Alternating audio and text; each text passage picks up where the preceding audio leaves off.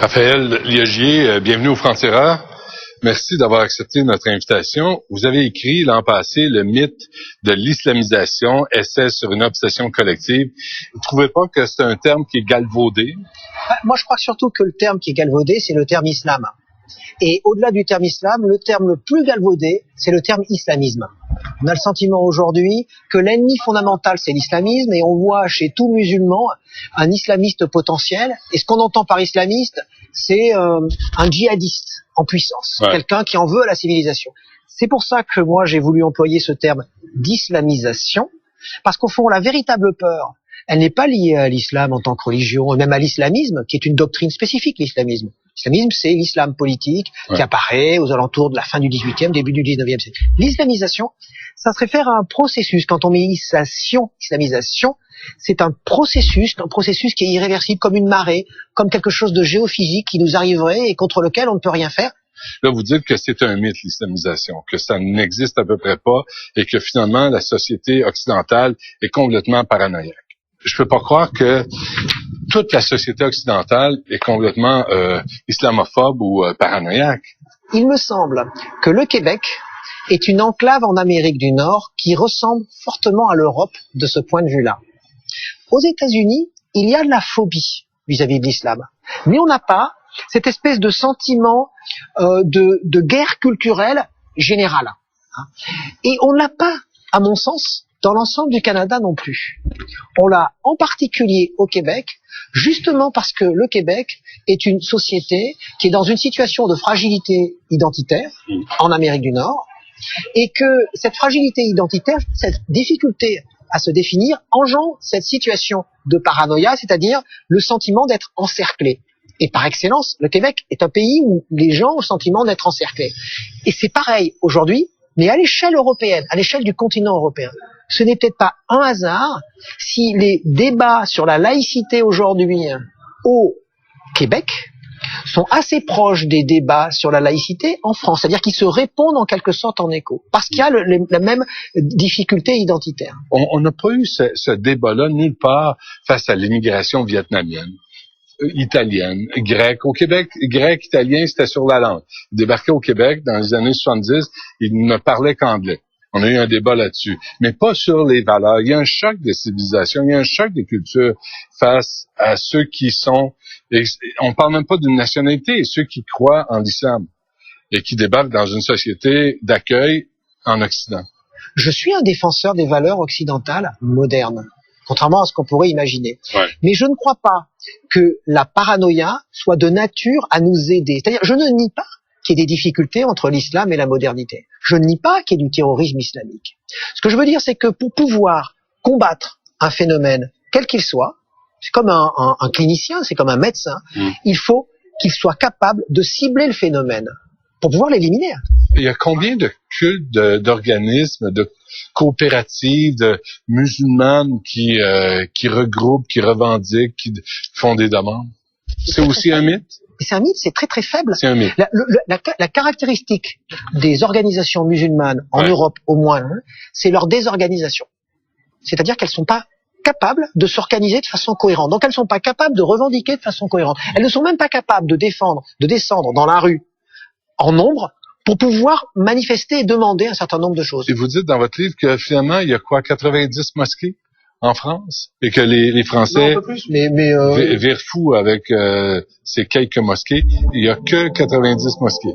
Il y a très peu de mosquées en France par rapport au nombre de musulmans pratiquants. Effectivement, les mosquées sont trop pleines parce que il y a une chose qui est vraie, c'est qu'il y a eu, et ça c'est ce phénomène identitaire nouveau, une nouvelle intensité de la foi des jeunes générations. Et qui se manifeste par la volonté de se visibiliser. À un moment donné, ces gens-là, on pourrait presque dire que c'est un phénomène de mode, eh bien ils ont réussi à mieux exister dans l'imaginaire d'un retour à leurs racines, et comme ils sont maghrébins, c'était retour à leurs racines musulmanes, comme si on leur avait pris ça, comme si leurs parents même les avaient abandonnés, et avaient abandonné cela au profit de la culture. Donc il y a islamisation. Donc, il y a un retour à l'islam. Donc, il y a une mode, il y a un phénomène. Non, oui, mais parce que islamisation, ça ne veut pas dire ça. Non, parce que islamisation, ça veut dire, qu'il y aurait un accroissement quantitatif, c'est une marée, une montée. Oui, c'est Or, ce ce que que je vous montre, décrivez, non, pas du tout. Ce que je montre, justement, c'est que il y a une intensification de la foi chez les musulmans, c'est des individus qui sont déjà d'origine musulmane, c'est-à-dire que ça se voit plus, d'accord, parce que ils font plus le ramadan, parce qu'ils ont envie de consommer plus halal. Comme aujourd'hui, il y a d'autres niches, des gens qui sont plus végétariens parce qu'ils ont une sorte de métaphysique du bio, ce qui existe un peu partout. Mais les végétariens n'exigent rien de personne, demandent pas des piscines non mixtes. Ils veulent rien, les végétariens. Ils veulent juste pas manger de viande. Mais la plupart des musulmans aujourd'hui... C'est des comparaisons qui tiennent pas debout, là. Si, elles tiennent debout. Non. Parce que la plupart des musulmans, je vous signale, ne demandent rien, mais par contre, on suppose qu'ils le demandent. Moi, vous me montrez une déclaration, là, maintenant, d'un musulman qui demande quelque chose de spécifique, je suis d'accord. Mais j'ai essayé. Moi... Attendez, êtes-vous sérieux? Ah oui, je suis sérieux. Je vais vous amener au Québec. Il y a des revendications, mais il y a une multitude d'organisations. Il y a des organisations qui font des revendications, mais qui sont pas supérieures, par exemple, aux revendications que font des catholiques ou que font d'autres. Les gens réagissent aussi à la nouvelle en Suisse, les minarets. Et dans votre livre, j'ai appris qu'il y avait des minarets en France. Mais c'est quand même l'appel à la prière, c'est quand même dans le domaine public. Si un individu un groupe d'individus... Mais vous êtes en France. Moi, je débarque en France. Je débarque pas en Algérie ou au Maroc ou au Qatar ou au Yémen. Je débarque en France. Parce que vous pensez que la France, vous êtes dans l'essentialisation d'une France qui aurait toujours été scannée. Vous pensez que la France, à l'époque des Gaulois, elle avait déjà des cathédrales. Non, mais les Italiens qui sont débarqués en France se sont adaptés, sont devenus les Français et ont épousé les valeurs françaises et la façon de faire. Ne se promènent pas avec une burqa sur la tête. Les Italiens qui sont venus en France. L'égalité entre les hommes et les femmes, qui sont venus en France étaient déjà catholiques. L'égalité entre eux. C'est ce que je vous dis. Il y a donc islamisation de l'Europe. Mais là, pour le coup, vous mélangez tout, parce qu'en milieu, vous me dites l'égalité entre les hommes et les femmes. Moi, je vous dis justement, par contre, je suis un fervent partisan de l'égalité entre les hommes et les femmes. Mais ne pas dire que c'est l'égalité entre les hommes et les femmes, alors que la femme a un code vestimentaire différent de l'homme. Que l'homme le porte, le Christ de burqa, que l'homme porte la niqab, monsieur Gagier. Si vous l'aimez tant que ça, le voile, portez-le. Mais monsieur, là, vous me faites dire, vous faites ce qu'on appelle un procès d'intention. Non, j'essaie de comprendre. C'est-à-dire,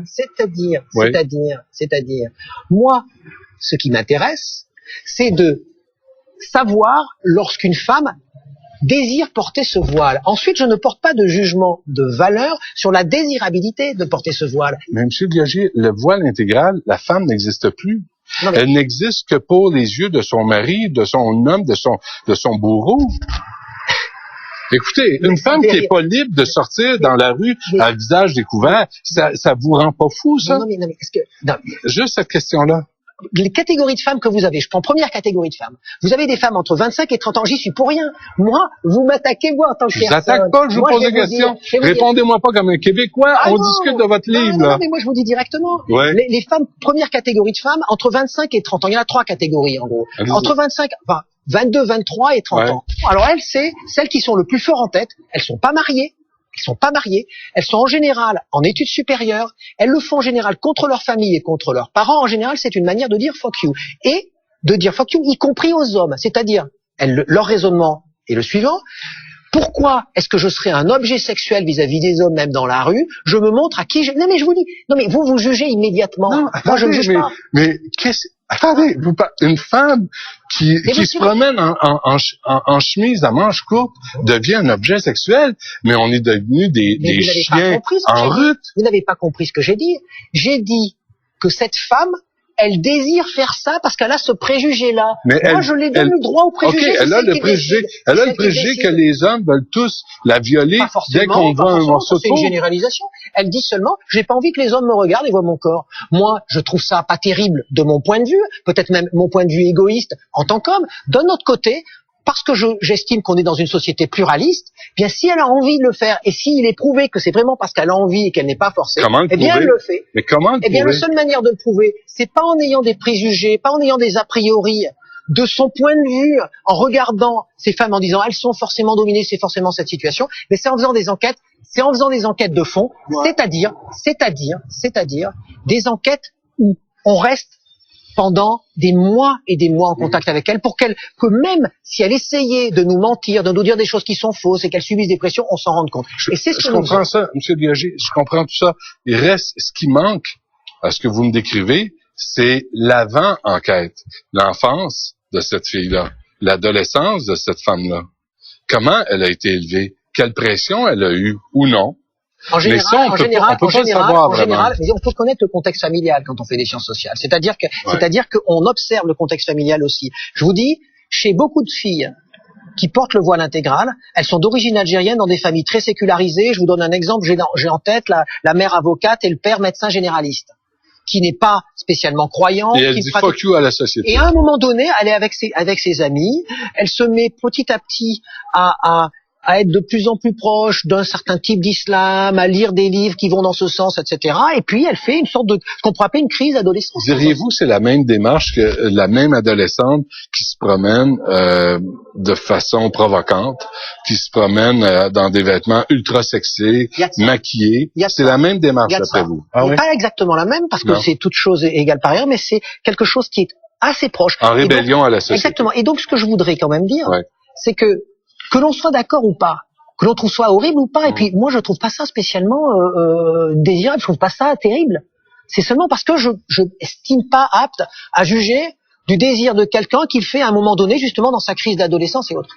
Si je rencontrais des musulmanes qui me disaient que de lui mettre un porte-jartel sur la tête, c'était une manière d'exprimer leur islamité, moi je ne suis pas un exégète du Coran, je suis un sociologue, je dirais tiens, il y a des femmes qui disent que, etc. Et j'essaierai de comprendre le phénomène. Pour moi, c'est pas qu'ils ont à le porter ou qu'ils n'ont pas à le porter, c'est que l'État ne doit pas leur dire ce qu'ils doivent porter. Ni leur père, ni leur frère, ni leur cousin, ni le bonhomme. Mais bien entendu, mais tout à fait. Et moi, je suis pour qu'on défende les femmes, mais les défendre vraiment. Mais alors vraiment, pour le coup, cette fois, celles qui refusent de le porter, pour lesquelles on oblige ça. Parce que le problème de notre situation populiste... de vous entendre le dire. Le problème de notre situation populiste actuelle, c'est qu'on va tout mélanger, et à force de tout mélanger, on va pas aider ceux qui voudraient vraiment être aidés, qui disent mais oui, moi on m'oblige vraiment à le faire. Très bien. Merci Raphaël Liogier. Merci beaucoup.